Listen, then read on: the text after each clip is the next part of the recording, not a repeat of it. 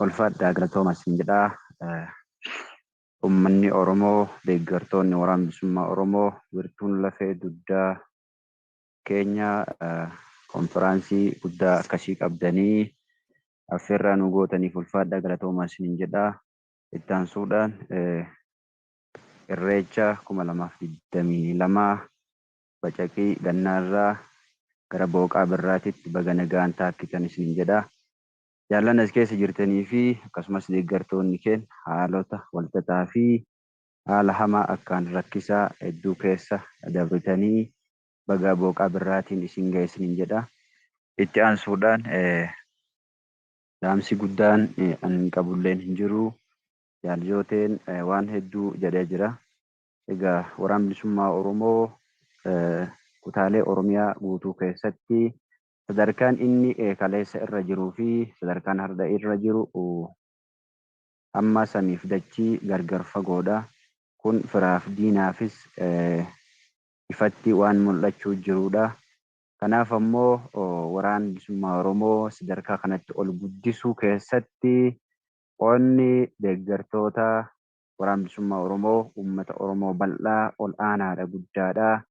Keessatti ammoo warroonni biyya ormaa jirtan haala gaarii fi haala hamaa kamiiyyuu keessatti waraana bilisummaa Oromoo jala buutanii jabeessuudhaan hidhachiisuudhaan sadarkaa kana irraan gahuu keessatti qoonni keessan olaanaadha.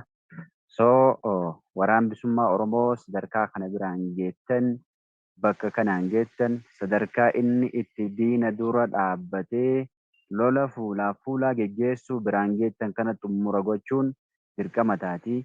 Kanaaf egaa waraanni kun har'a akkuma guddachaa deemu diinni isaallee guddachuu jira.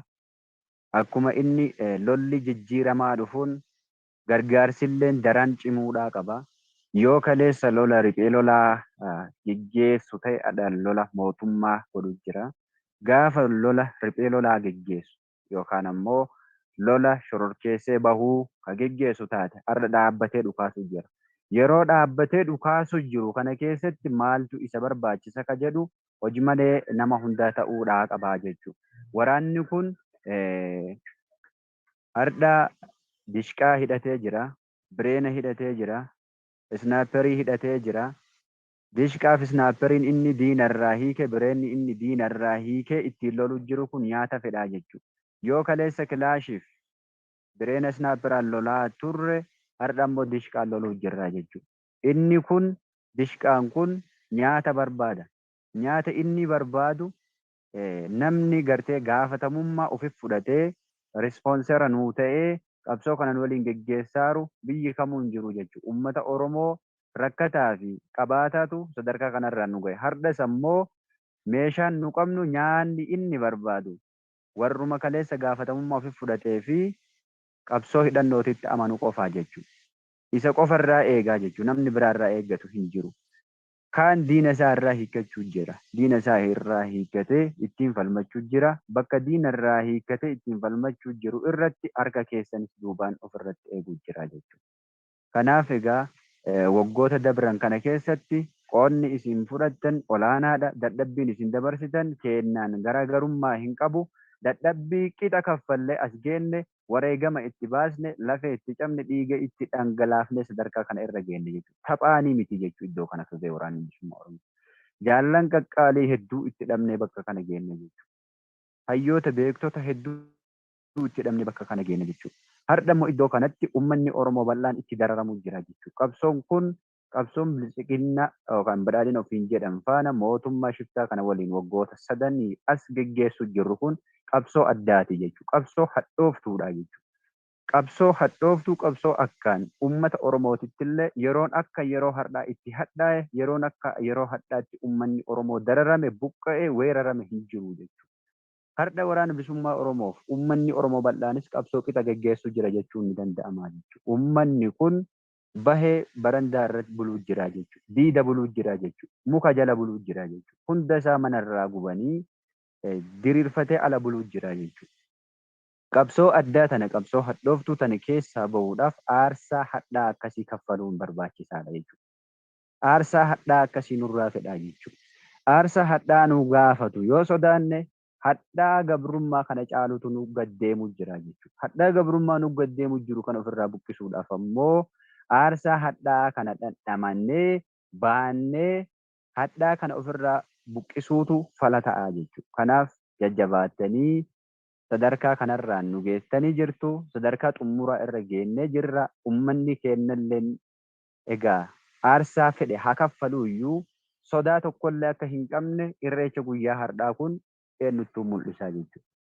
Akka inni jaalatee odoo hin taane dirqamee mootummaan Oromoodha ofiin jedhu kana faana jiraatu jiru ragaan irreecha guyyaa har'aa Finfinnee geggeeffame qeerroon mormii inni dhoose jechoota qeerroon jechaa turan dhaadannoolee qeerroon har'a dabarsaa turan kun ragaadha jechuudha. Fuula addunyaatti ragaa guddaadha jechuudha.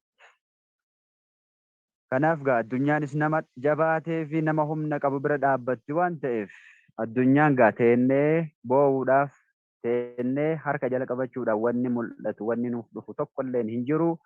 Otoo addunyaan waa nuuf fiddi yookaan ammoo boo'ichaan waa arganna taatee har'aa miti.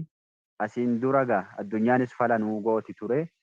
Falla guddaa argachuudhaaf jabaachuun murteessaadha jechuudha.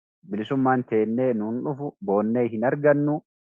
Ifaajuu nurraa eegiddi jechuudha. Ifaajuudhaa qabnaa jechuudha. Ifaajee nurraa barbaaddi jechuudha. Kanaaf ifaanyee rakkannee hadhaa gabrummaa kana jalaa bahuun barbaachisaadha. Isinis itti dadhabdanii jirtu. Nutis itti dadhabnee jirra. Namni tokko maasaa isaa facaasee midhaan gahe dachii irratti hin dhiisu jechuudha. Isin biratu nyaata waan ta'eef. Kanaaf ifaajee keenna sassaabannee alaa galfachuudhaa qabnaa jechuudha.